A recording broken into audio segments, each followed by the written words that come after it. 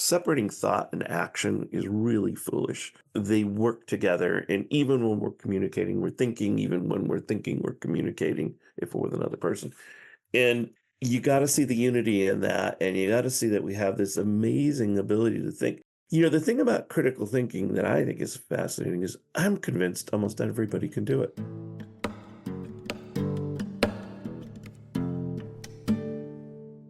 Hello and welcome.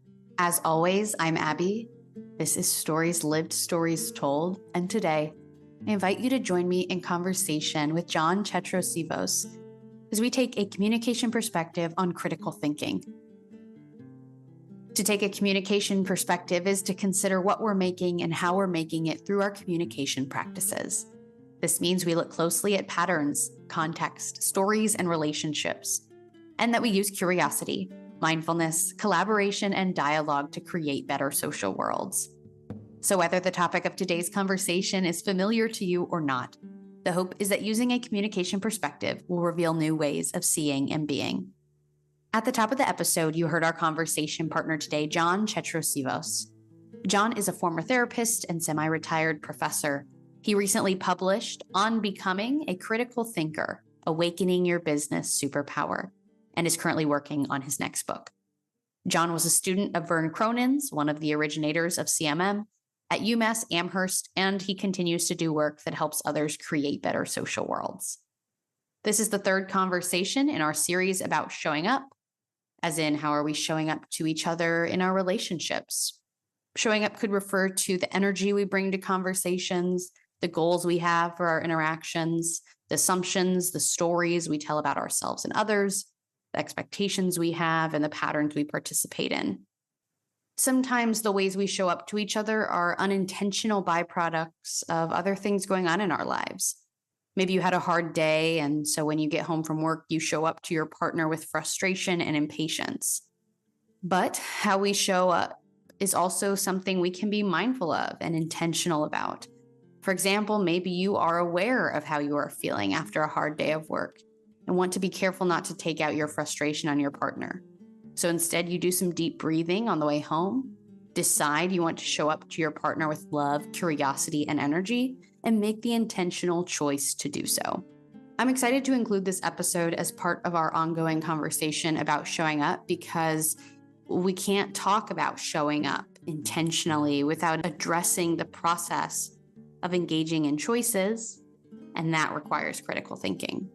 And critical thinking can feel like one of those buzzwords that you have some idea of what it means, but today John is going to offer us a new perspective on the practice and the embodiment of critical thinking that I think is really valuable. So let's jump in with John.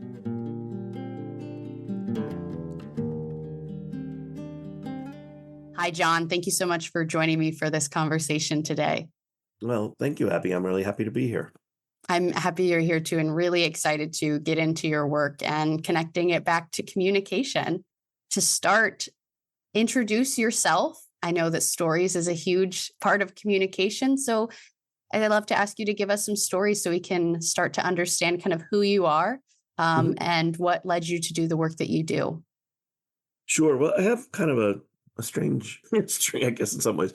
I started off as a therapist and used to work mostly in the psychiatric realm and also substance abuse as well. Foolishly, I moved away from that and got into administration and became a CEO of actually 3 community mental health centers. The last one was a behavioral health care organization. So I've, run the gamut of small places to much larger, and then did some consulting, but always kept a hand in kind of what was going on intellectually with things. And in fact, it's interesting when I think about it.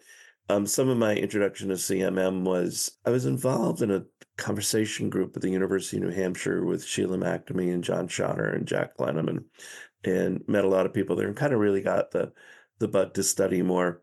I was in Florida at the time running a behavioral health care company, and I could see the writing was on the wall. Managed care was coming in, which I like to call mangled care. And I got to get out of here. I did do some teaching as an adjunct, and I thought, well, maybe I really will pursue the academic route. So I did. Spent a little time at the Fielding Institute and then transferred to UMass Amherst, where I worked most closely with Vern Cronen, who's one of the originators of CMM. And CMM was perfect for me, that I like the notion of stories. I like the notion of what is this thing of communication. And I may have related this to you before about, as a therapist, how one of people I was treating just was amazed that I helped to change his life, or he changed his own life through words, not chemicals, not behavior programs. Yeah. I started to think about what's in the words, and that got me deeper into CMM, deeper into the work of Ludwig Wittgenstein, and then very deeply into the works of John Dewey, which came from Vern Cronen. And it's been pretty much, no matter what I look at, it seems like I'm always looking at it through a communication perspective. In fact, just the other day, I just finished a training with 30, I don't know what they were. It was a community college, and it was people in admissions and career services, and I mean, all over anything with student services. And they wanted to learn more about circular questioning, it started with. And then we got into what is communication? And we started talking about communication as how we fall into patterns and how to get out of those and how to be helpful with students. And I taught them some of Bateson's going one down when you're serving a student, and remember that we're serving the student to be helpful and we're creating something with them. So I then did become an academic. Unfortunately, I never learned my lesson. I was very happy teaching for about 19 years at a state university, and then I decided to go to a private research school and become a dean, and that was not me. So I went back to teaching at my alma mater for a few years, and now I think of myself as semi-retired. I write and do some lectures here and there and teach a few courses at different schools, mostly in the area of communication. So, yeah, that's where I am right now. Mm-hmm. That's a great start, and reminds me that this is not a question I ask everybody, but the people that do also have a communication background, I'm always so curious to know. You got into it a little bit there, but what is communication? Like, how do you explain that, what communication is to people? Yeah, I think it's the life-giving essence of humanness is the way I describe it. In that Yeah, I don't think that that's extreme to say. I'm like, no, I think it it's is all to others. communication. I can understand why that's people are like, what are you talking about? But What are you to talking me, about? of course it is. Well, it's funny because I remember going to National Communication in New York a few years ago, and with a friend, we were on a subway, and we were talking about communication. And some guy, I think he was inebriated. So you guys are getting degrees in communication. What do you get your next degree in? Air? And I thought, that's how the world looks at it. When you look Hmm. at social sciences, communication is the last. We don't even see a major until 1948. Hmm. Um, and yet it's something that we do. Abbie, here's one thing I tell people all the time, like, look at the great communication devices we have. You and I are talking over Zoom. We could record this, we could digitize it, we could edit it, we could talk on smartphones, we can do anything. But we're having the same stupid arguments for the last 50,000, 75,000 years. We haven't made any improvements there because we don't understand the impact of our communication. We don't understand what we do with it. We've simplified it to a point of senders and receivers and codes and encodes, and it's so much more than that. Hmm. Um, and trying to convince people of that or teach them that is really difficult. And I think maybe there's some hope. People are starting to see that it is much more important. So I think that's that's why I say it is the life-giving essence of humanness, and it's how we break the chasm of self and other, which is amazing.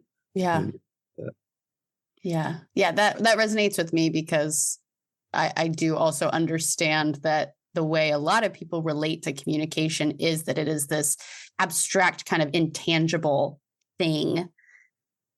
But I think that there are ways, and it's like, if you've got a degree in communication, you're familiar with that. There's so many theories and there's so many great tools, and people have, it's that difference between, looking at communication instead of through it that CMM talks about to Yep. say, well, what happens if you kind of grasp this, intangible thing in the air and hold it in your hand and try to put a name to it and put language to it. I'm, with you there that language piece is so, so important. And it could be so many things. When I started my PhD in communication, my 11-year-old daughter said, well, I don't get it. You were going to do a degree in psychology. You'd be a psychologist. If you're doing a degree in communication, you're going to be a weatherman?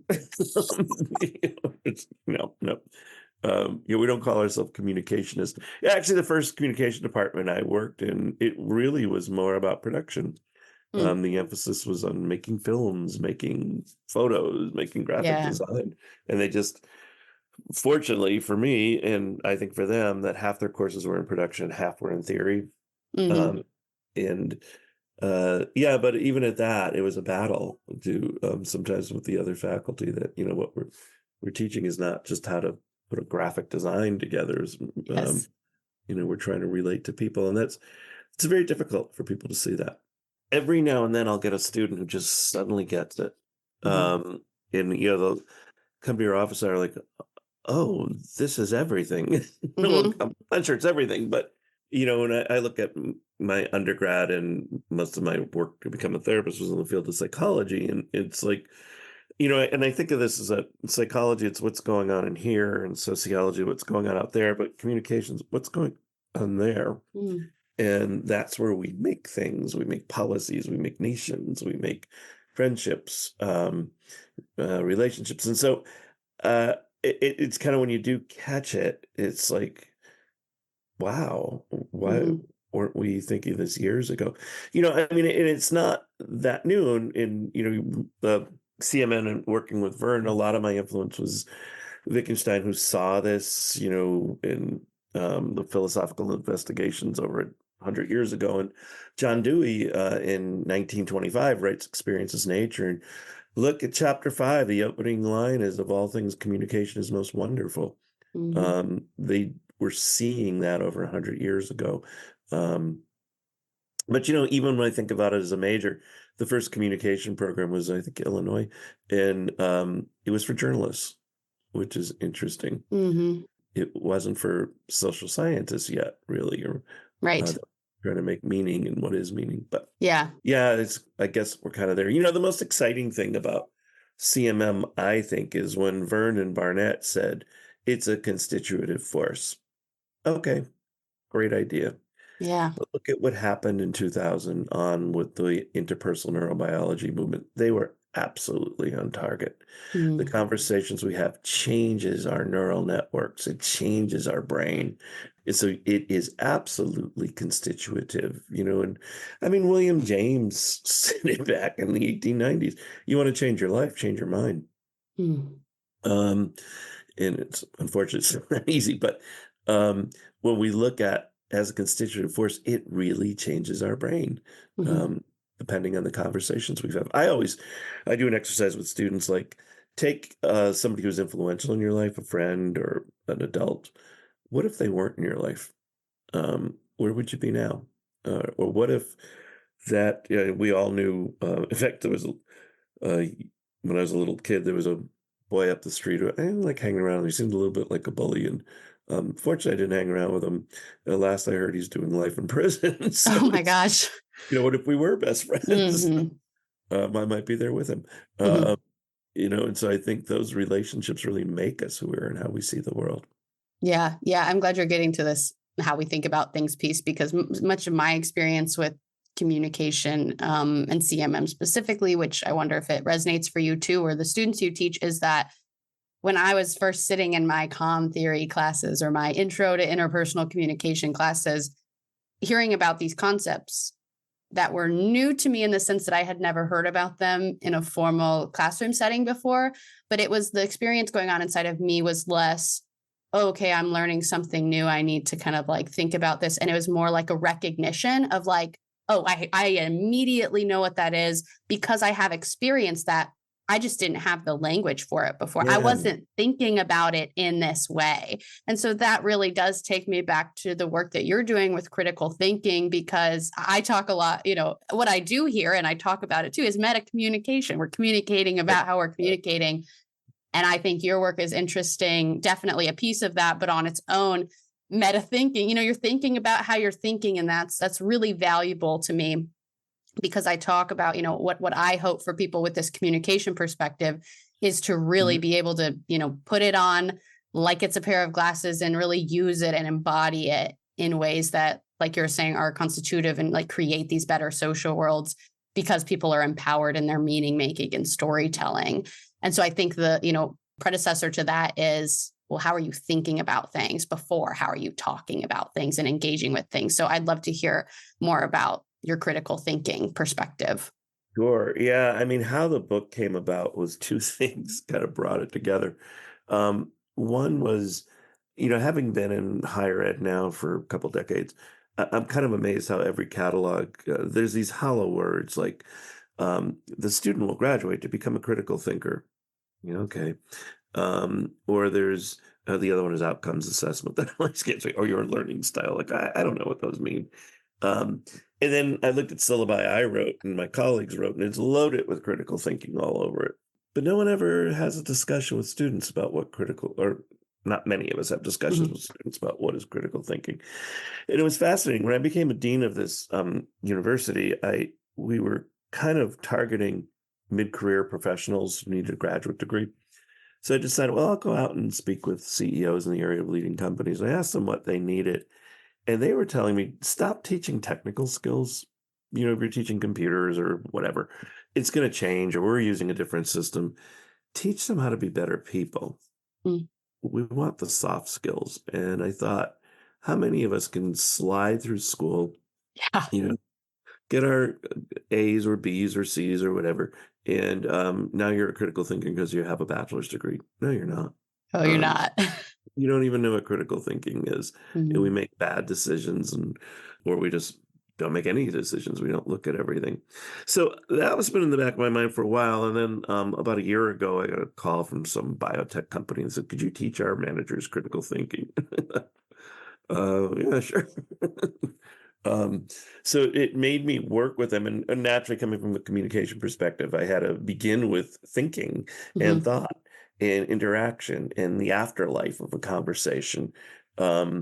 And so it really gave me a lot of time into what is critical thinking, how do we learn to do it.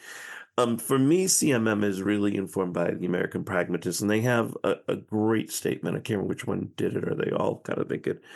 It's not so much what people think is wrong, it's we haven't taught people how to think. And, it's nobody's fault. There's no intrinsic value when there's a misunderstanding as being positive or negative. It's just that it depends on the occurrence, depends on our understanding. And how many times do we not understand things? How many times do we shoot from the hip? Like, oh, I know what that is. And maybe you do, maybe you don't. And so that's what really got me deep into critical thinking and thinking it's, if we are going to in action, this is my Dewey idea, is that separating thought and action is really foolish. They work together. And even when we're communicating, we're thinking. Even when we're thinking, we're communicating, if we're with another person. And you got to see the unity in that. And you got to see that we have this amazing ability to think. The thing about critical thinking that I think is fascinating is I'm convinced almost everybody can do it. Yeah.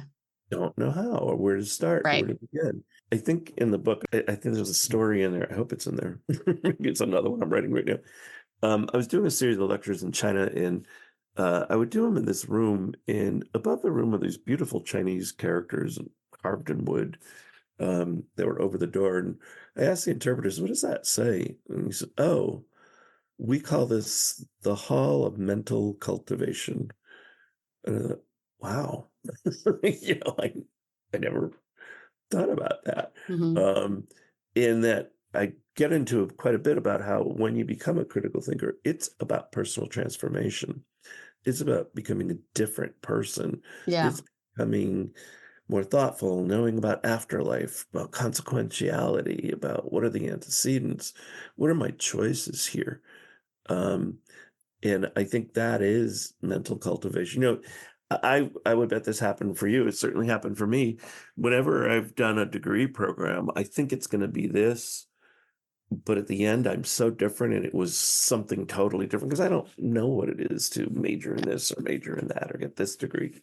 And then I found so many other things that went on because there was mental cultivation, I guess if you want to call it that. And I'm not sure I like that term altogether, but it does sound. Sure. It gets at something true, I think, Yeah, too. it's got And something yeah. beautiful about it that I think only Asian cultures would understand. Wow, we do become a different person by walking in this room and Mhm. interacting with thoughts and ideas and people. Yeah.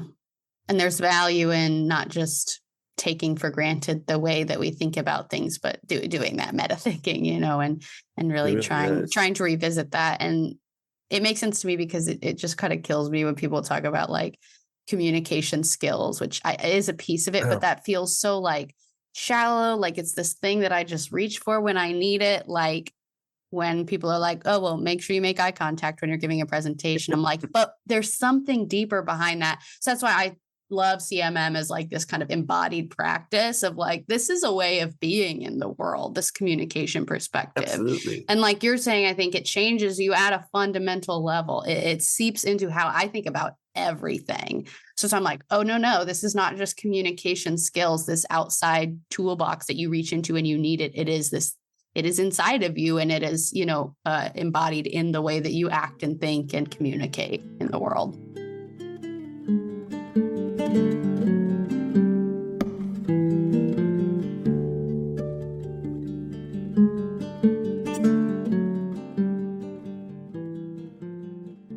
An exercise, I came upon it kind of by accident. I was thinking of stories, lived stories told, and I was thinking about my own personal life. And so I started to write, what are the stories I want to tell in all the different spheres and dimensions of my life? So as a father, as a spouse, as a friend, as a professor, as, you name it. Um, and I started to write the story. And then suddenly that became my roadmap for how I wanted to Mm. live. Um, so like, if I'm teaching a summer course, if I want to be a good professor, I'm going to make sure I check in. Are there Yeah. student emails there today? I mean, it's a beautiful day where I live right now. After a rainy one, cold one yesterday, it'd be great to go out and just take a walk and go have lunch and have a picnic. But if I want to be a good professor, I really have to check in on my 20-something students that were learning some ideas, some very important ideas about a theoretical perspective. And it's like, all right, and I got to think of better ways to get it across to them, and knowing that some are getting it and some probably are not, and some are too shy to say anything. So living the good professor story means I act differently. Or I can say, yeah, I'm a professor. I work really hard, but some days, sometimes, Yeah. and I think that becomes an important part, and that is also part of critical thinking too. Who Mhm. am I? How am I acting? Is really important. Before we get too far ahead of ourselves, I do want to pause and again ask for a kind of definition from your perspective of what critical thinking is, because I know you have this I holistic wrote approach. it. That's good. That's good, because I think this is the moment to talk about it, because you make that distinction too that I was just making about communication, that you are not approaching it. You're not talking about it as a skill, but as No, an embodied way of being. And so I think that's different for people, because maybe they're hearing us say critical thinking and they already have an idea in their head about what that is, but it's more of a skill and you're trying to bring to the front something different. So I just want to make sure we have the definition of yeah. critical And I'm not sure. thinking I think I in your probably words. changed this definition since I wrote the book, but let me tell you what I Mhm. did is right out of the book. Critical thinking is an intentional activity employing an amalgam of conceptualizing skills in the disposition to engage in the persistent process of questioning, examining, and reflecting on issues, ideas, or concepts. So reflection is key for me. Is that Mhm. how often do we do that? And the aim is to develop unbiased knowledge through problem solving and reflection. The capacity to interpret is dependent on recognizing the interconnectedness of elements within an existing system and their influence on each other. I'm almost done. I promise. Critical thinking relies on cultivating an open mindset, incorporating thought, feeling, experiences, and action, and a willingness to explore personal assumptions, bias, beliefs, and making sense of what's in my environment. I think we don't look at our environment or our experience enough. And I always use this example. There's a walking trail near where I live, and it's kind of beautiful. It follows along a reservoir. Um, and, I live out in New England, so we're very blessed. We have beautiful surroundings here. And normally when I walk on the trail, it's a mile and a half out, a mile and a half back. Where is it? Maybe it's not that much. I walk that much, but I want to get to the end. I want to get back. Mhm.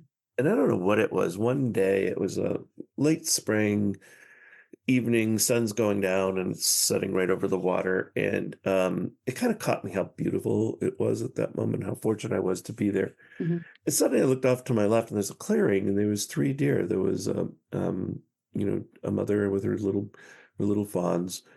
And I just thought how perfect, and the aesthetic of that and how the moment was kind of, for me, kind of consummatory in some ways. But then it hit me, how many times do I not see these things because I'm walking too fast, going Mhm. from one end to the other, caught up in okay, I got to walk this, then I got to go home, and I got to do this, and I got to do that.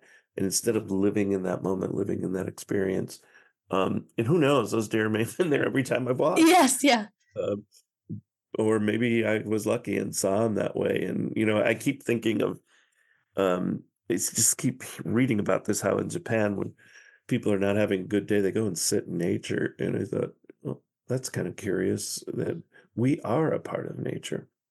And Mhm.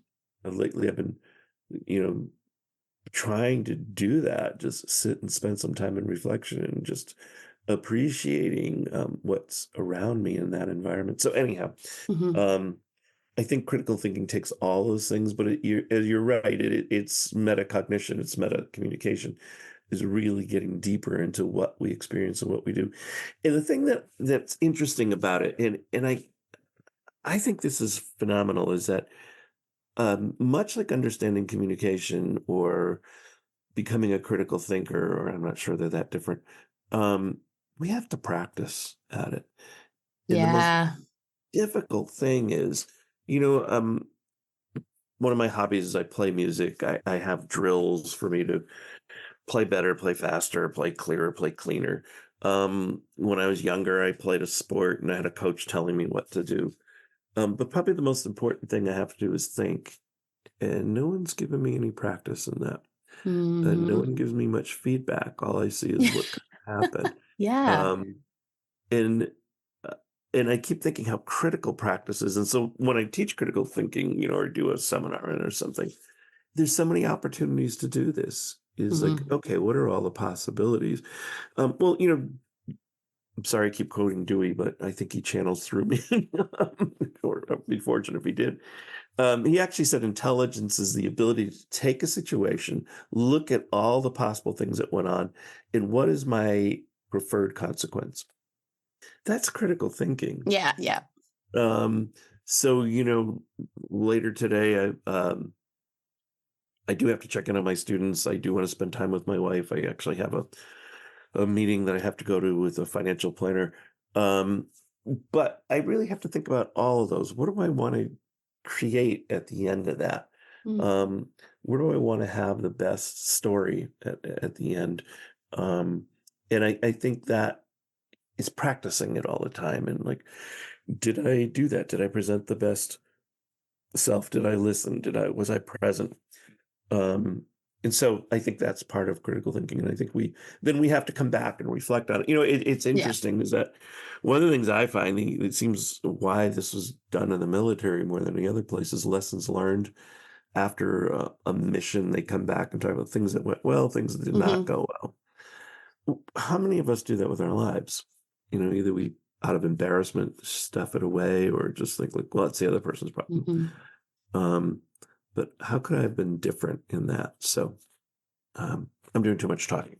No, So, that's great. And the language it mirrors so obviously to me the language of better social worlds and yeah, CMM. And so I'm glad for you to be able to put this language to it because I've been talking about better social worlds in all my conversations in one way or another. And I've talked about it as this kind of practice in, thinking about better social worlds, taking a moment to reflect and say, what does that mean to me? What does a better social world yeah, look like to me? And how would I act now if I'm getting there? And the thing I haven't said, because I haven't had the language for it like you're giving me now, is that what that process is or what is needed in order to do that process is critical thinking. I yeah. won't In say fact, skills, but a practice, embodiment of it. yep. And reflecting Yeah. on what goes on. It's Mhm. interesting. Years ago, I don't have time to do it anymore. I used to play golf and I enjoyed it, and it's beautiful. You're outside, and You meet some nice people.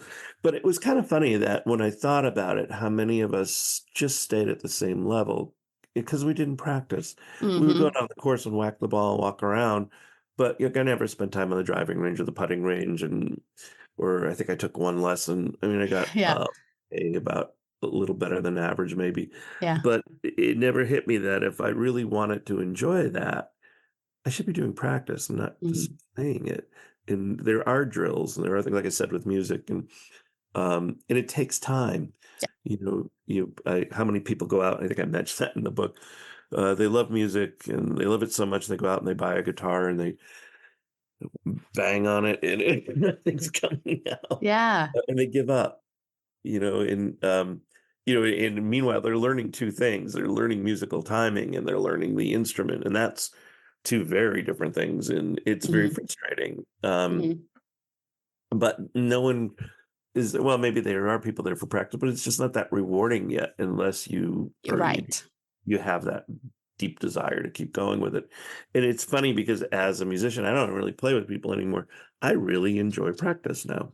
Mhm. Um, I do it with a metronome. I know what I'm going to practice. I really don't care if I play with anybody again. I mean, I hope I do, but Yeah. it's just I love the instrument, the look of it, the sound of it, the smell of it, the feel of it, and it's like that's practice. That Hmm. if I do have to perform, yeah, it's only going to come about because of practice, um, Hmm. and not performance. Yeah. I'm thinking back to the story you shared about your walk, and I really like that as a metaphor for what critical thinking practice is Hmm. that it is you're on a path, and where critical thinking intervenes in that is you looking up, pausing on your path, looking around, and noticing things you weren't noticing if you were solely focused on looking at your feet walking on the path that's Or just familiar getting to to you the and that end. you know, just getting to the end of the path. But critical thinking is that coming in and slowing down in a sense, I would say, kind of that like difference between like reacting and responding is something I've talked about with people before. And so that pause almost of Yeah, critical thinking being an intentional thing that you're saying is a practice. And it's like working out, like building a muscle up it almost, that really it's like is. you might not currently have a practice in catching yourself on the path. Your current practice might be getting to the destination and following the sidewalk that's been, laid out for you. But if you can start flexing that muscle of looking around, then I would think it just becomes, easier and easier to do so. I think you're absolutely right. And I think you capture exactly what I'm talking about is that, it sounds so time consuming. Hmm. What else do we have to do? Yeah. Uh, I just don't get it. When you look at journaling or meditating or praying, they're so necessary in life. I always think of, if you read the play Macbeth, his problem, if you actually get to see it performed or can follow it closely enough through the language, he's never alone. He never gets a chance to think. He gets to listen Mm, to others. Um, yeah. and it's like you have to be alone. You have to think. That's Yeah. part of who we are. Mhm. And I'm glad more people are latching onto mindfulness and journaling and gratitudes and all these kind of exciting things. They're the start of being more thoughtful, Mhm. um, and more intentional in what we do.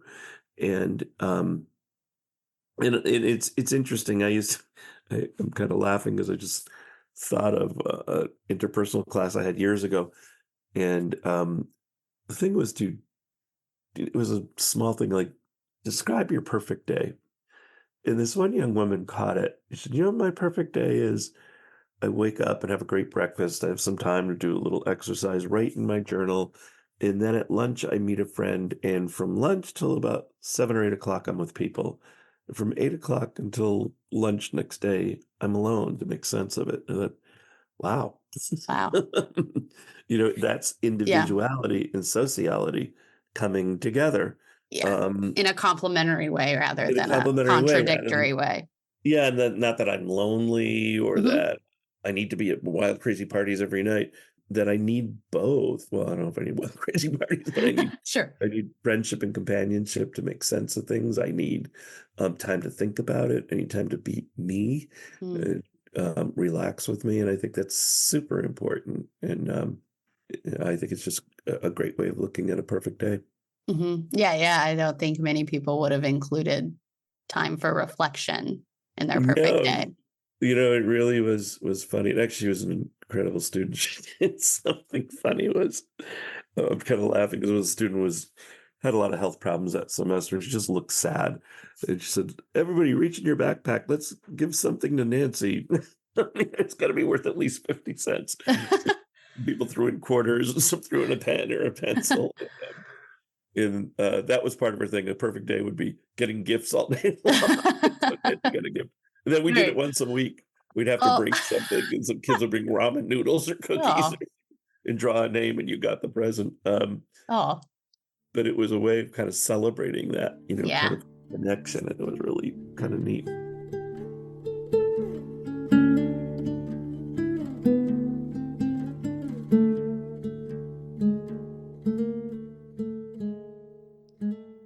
My orientation in this podcast is toward making things practical for people. Right. Still, for me, rooted in that what I think is a really rich theory around communication.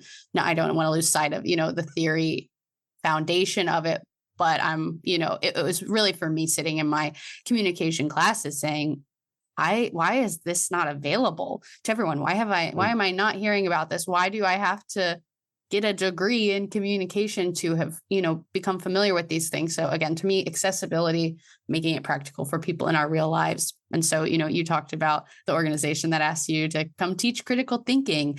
We've kind of covered okay, what is it? But I'm curious about how you do critical thinking. Like we've talked about it kind of broadly as a practice, but I wonder, and maybe you have a story about a time you have taught it to someone or you have some language that you use. But yeah, I'm just curious about taking that step further to making it a practical practice.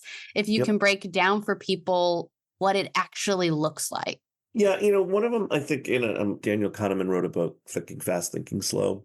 And he does, you probably have seen this. It's, a bat and ball together cost $1.10, and the bat costs $1 more than the ball. How much does the ball cost? Well, everybody's going to make the wrong answer.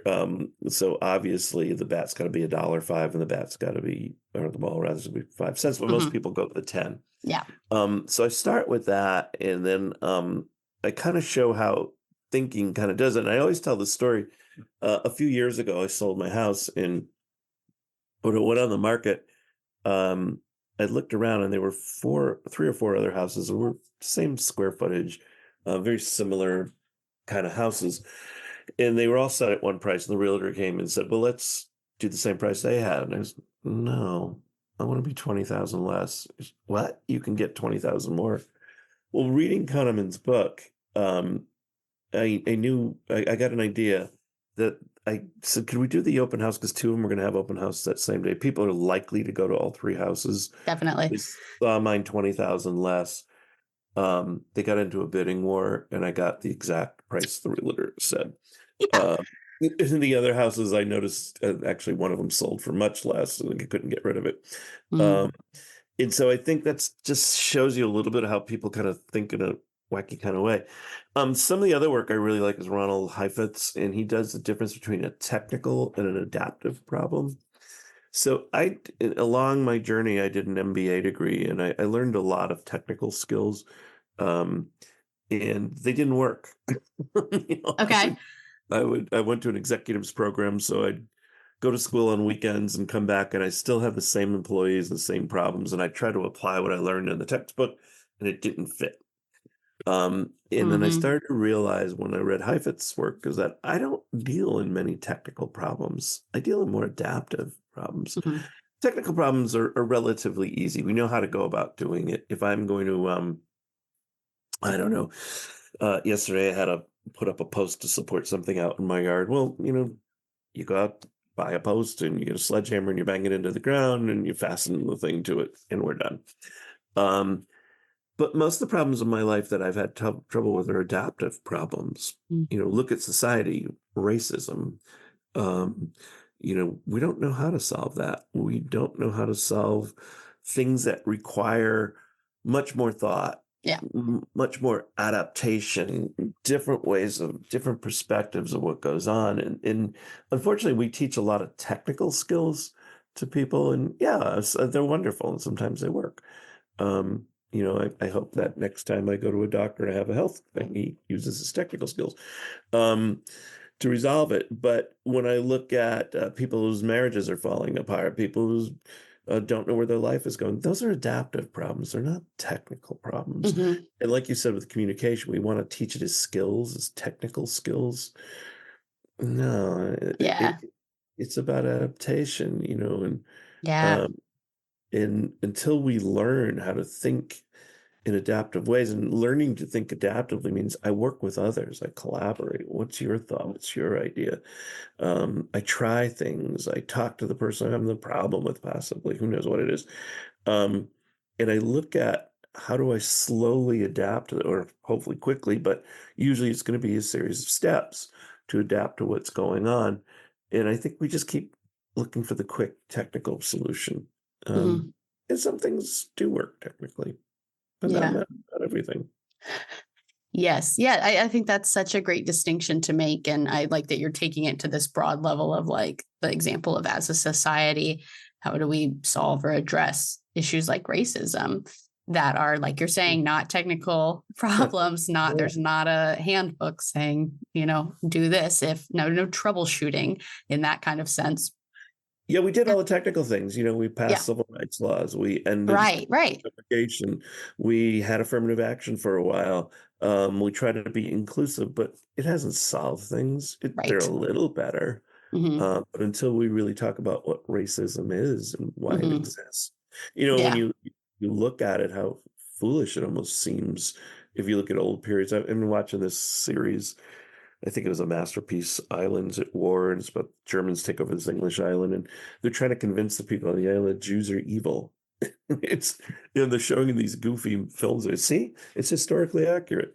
Um, but so many of us have moved on. Hopefully that Yeah. Jews are evil. And it's like wow.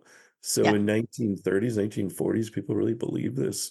Um, and how did they get there?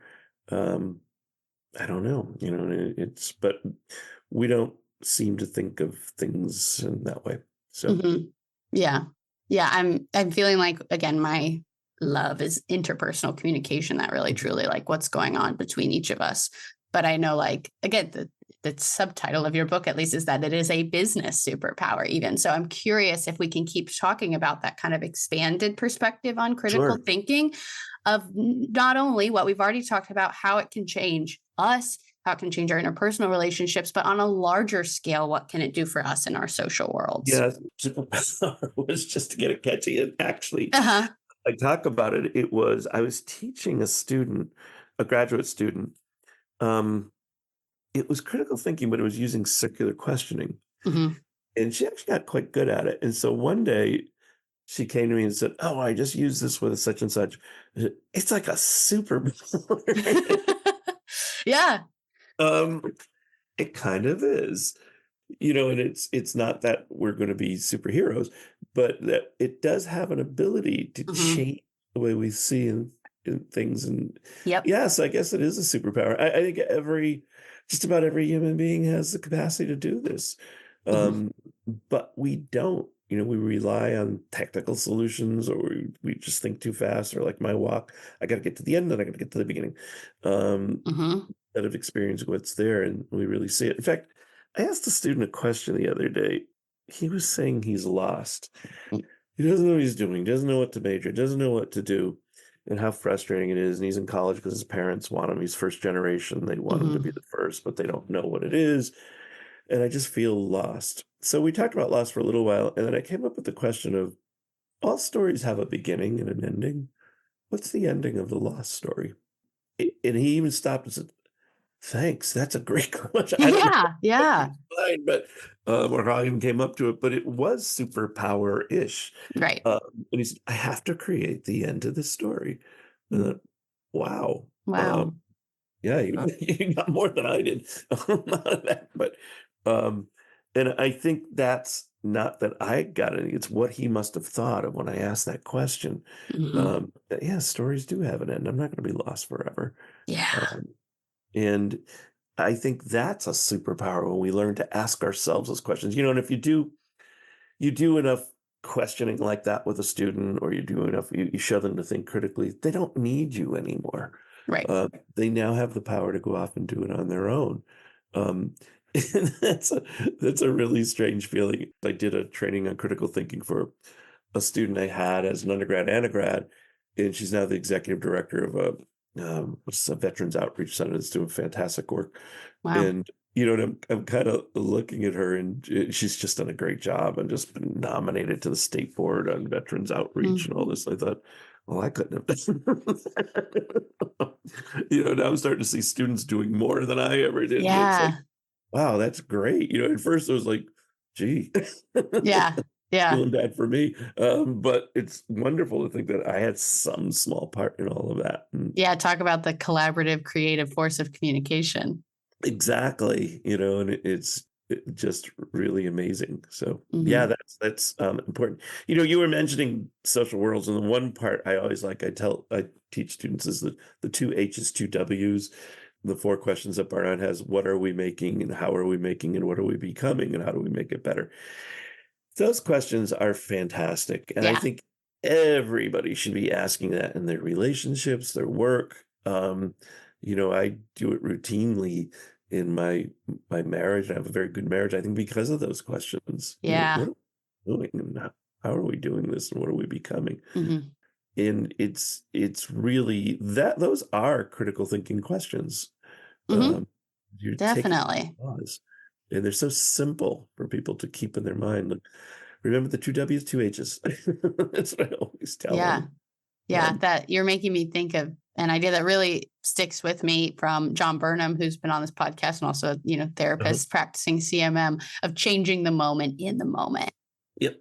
And to me, that if you're like, okay, well, why critical thinker? What does critical thinking do? It gives you the opportunity to change the moment in the moment.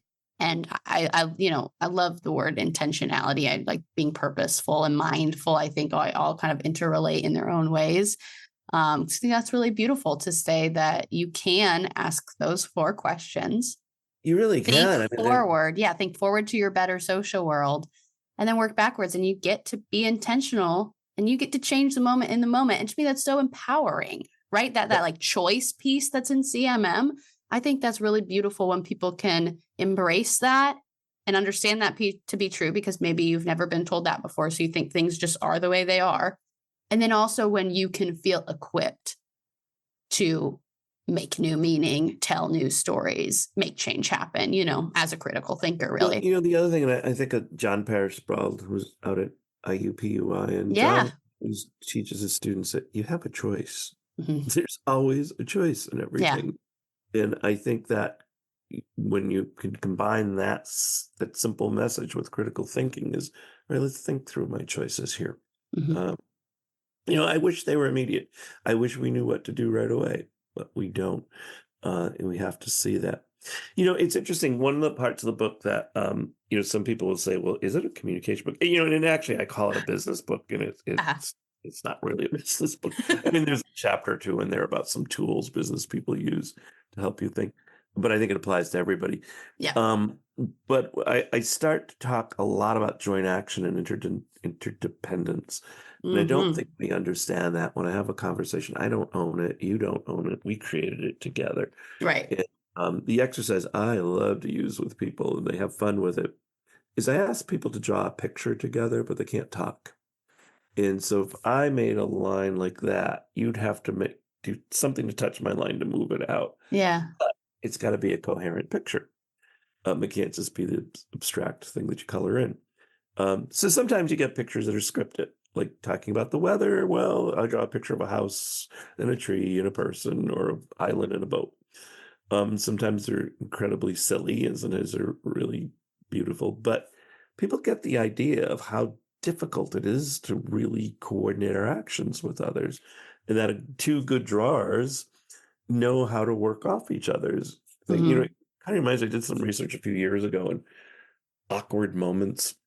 We have a moment in conversation it's not really embarrassing. Embarrassment might be there, but it's just awkward. We don't know Yeah. what to say. Someone says something, is like, what? Where did that come from? Well, it was interesting because one of the students that was one of the people that was working on that was a student of Vern's. and she was an improvisational actor. And she Mm-hmm. was talking about, to be a good improvisational actor, you have to look for openings or create openings for others. And I think that's so much like conversation, that we have to keep them. And, you look at conversations and triads, and, if you said to me, oh, I don't feel great, and I were to say, not me, I feel wonderful. Well, there's no third talk turn. It makes sense. Yeah. But if you were to say you don't feel well, and I said, oh, what's wrong? What are some of your symptoms? What do you think it could be? Or how could I help? We have a conversation now. Yeah. We created an opening. Um, and I think that is so much about joint action, so much about interdependence, is in that. So we have to go on from there. And actually, I do talk about that. And that's a critical part of, especially for business people, is that you're working in collaborative teams. Right. Supposedly, I think teams is the most misused word ever. Mm-hmm. But we're a team. No, you're not. You're just a cluster of people working in the same place. You're not a team until you know how to work with each other. Yes. And there's a big difference between a group and a team, but that happens. Yeah, that makes a lot of sense to me. And I like this element of that this is something that applies to interpersonal communication and organizational communication, because what are organizations if, like you're saying, not just a bunch of individuals trying to come together and collaborating? And so the same principles apply, and this hopefully can be really scaled up. And so critical thinking can have bigger implications. I mean, it's still huge, to change individual people's lives and their quality of life, but also beyond that for like societies and communities to really engage it on that bigger level, like you're talking about. Well, you look at people on the food chain, we were probably somewhere in the middle, the beginning of time, but because we could use our brain and think, if there's a woolly mammoth outside that wants to eat us, a bunch of us could get together. Say, okay, we could do this and this and this. And that's what working in an organization or a community of any kind is think about what is a meeting other than people sitting around and having communication. But how many meetings did I go to in my life where, half the people are zoned out or drawing pictures, or now with electronic technology, checking their email, and not making the most of, let's collaborate and make this the best we can. And I think that's when we start giving up our human capacity to actually do things better and do it well. Yeah. Well, John, I really appreciate that. And as we're kind of wrapping up, I want to just throw it back to you and have a wide open invitation of what else, what is there anything that we haven't touched on today about critical thinking, communication, any of it that you want to talk about? Yeah, the one we didn't touch on in the book that people absolutely love is the triune brain. And somehow it explains a lot to people, is that if you look at in the 1960s, I can't remember who did this, someone came up with this concept, the triune brain, that actually what we have is a kludge. The kludge is an old naval word for a workaround. Okay. Our brains are not well done. We have three brains. You've got the primitive brain, and you've got the mammalian brain, and then you've got this neocortex. And they're not well connected. Sometimes one takes over on the other. And part of thinking is, which brain am I thinking with? I found people grab on that really fast, is that, if someone gets me angry and I want to respond, I might go to the primitive brain, like, don't you talk to me that way. And it's not going to get me anywhere positive. And so many times I know in my own personal relationships, like, use your new brain, use your new brain. That's my mantra now.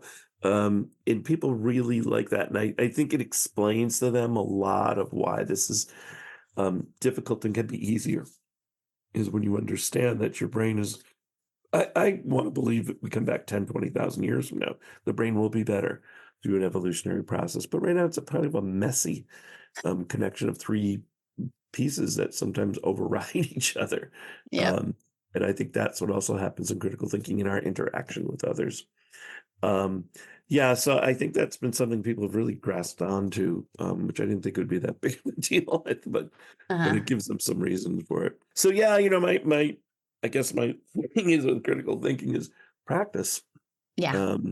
Every time we're about to make a decision, every time we're about to enter into a day, it's really important to do that reflection of what do I want this to be, and what can I make with it? And then if you're bold enough, take the step to look at the other person and ask the two W and two H questions. What are we making and how? I think that could probably save a lot of marriages. Couples could learn to do that, or friendships for sure. Yeah. Yeah. That's a wonderful note to end on, I think. And I appreciate you making it really, really tangible and adding I think this conversation is going to forever inform how I'm thinking about the communication perspective itself too. So not just, this kind of, again, inception of I'm taking a communication perspective on critical thinking, but also critical thinking is fundamental to that communication perspective in the first place. So it's got that interesting relationship. There's a unity for sure, and I keep thinking of, again, the work of Dewey, where he said, if you look at thought and action, there's a unity there. Thought, action, experience, they're not separate, and we tend to separate them all the time. And it's just a foolish thing when we do in breaking it down. So, yeah, I think it is holistic in its nature, and we have to think more in that way in terms of holism. But it's hard. Yeah, it is. Yeah. Well, John, thank you so much for your time and this conversation today. Yeah, great talking to you. Great meeting you, and maybe we'll do it again. I have another book coming out. Absolutely. Perfect. Speak Wonderful. Like a Leader is the next one. Great. We'll follow up for sure. That's perfect. Yeah, I'm working on that now. It's going slowly, though. Sure.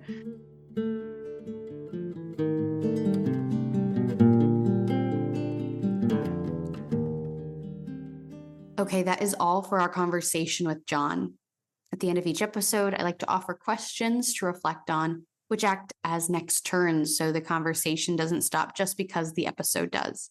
Today, the questions I would have you think about are, where in your life can you practice critical thinking? And how can you think critically about your communication? You can reach out to me to share your reflections to these questions, as well as any of your own questions or ideas.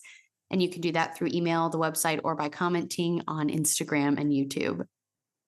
Links to all those places are in the show notes, so you can find them easily. The reason I invite you to share your reflections with me is to stay in dialogue with each other.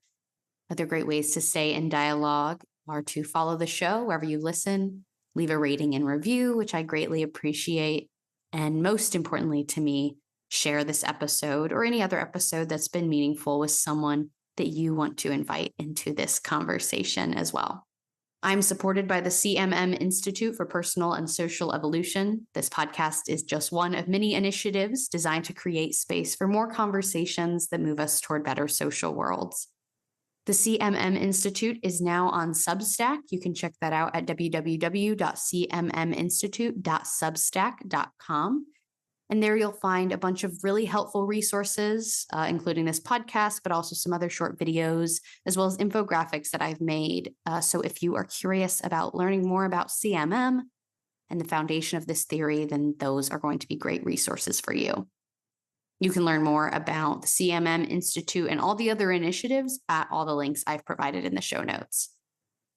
Thank you for showing up. Thank you for being curious. And thank you for being a part of this story. I'm Abbie, and this has been Stories Lived, Stories Told.